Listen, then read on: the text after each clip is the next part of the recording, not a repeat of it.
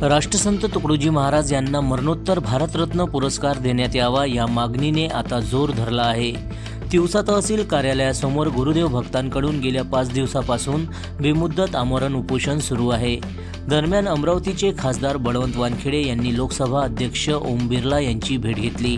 यावेळी त्यांनी तुकडोजी महाराजांना मरणोत्तर भारतरत्न देण्याची मागणी करणारे निवेदन लोकसभा अध्यक्षांकडे सादर केले।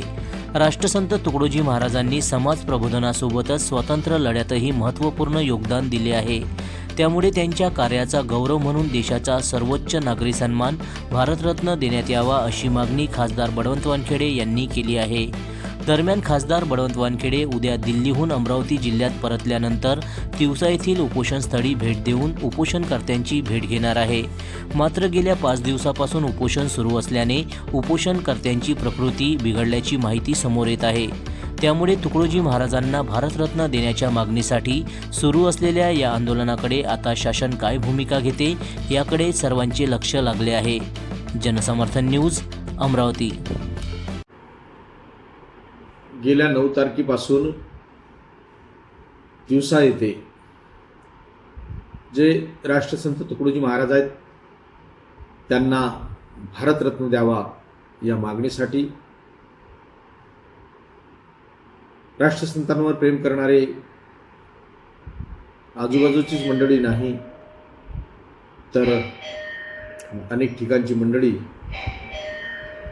हे उपोषणाला बसलेली आहे। त्यांचं आमरण उपोषण चालू आहे।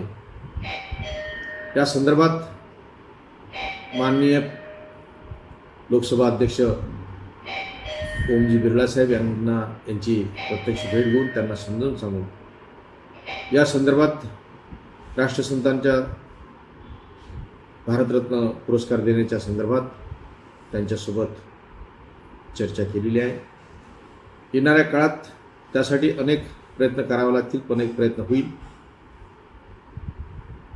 आणि निश्चितच राष्ट्रसंतांना ज्यांच्या विचारांवर जळणघडणीवर आज ग्रामीण भारताचा पाया उभा आहे त्या राष्ट्रसंत तुकडोजी महाराजांना भारतरत्न पुरस्कार मिळवण्यासाठी आम्ही कटिबद्ध आहोत।